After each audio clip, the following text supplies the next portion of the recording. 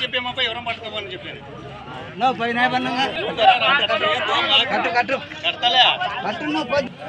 జనపడే లేకుంటే ఆడేమని నాలుగైదుకి పక్కన పడతారు వద్దలే పక్క పోతాయి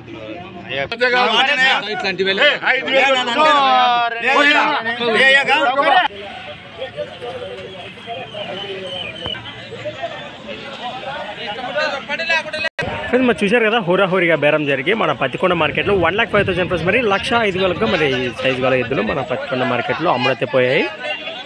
రేట్ మీ ప్లస్ లైక్ వేయండి. కొత్తగా మన ఛానల్ చూసినట్లయితే తప్పకుండా సబ్స్క్రైబ్ చేసుకుని మీరు వీడియోలో చూడండి.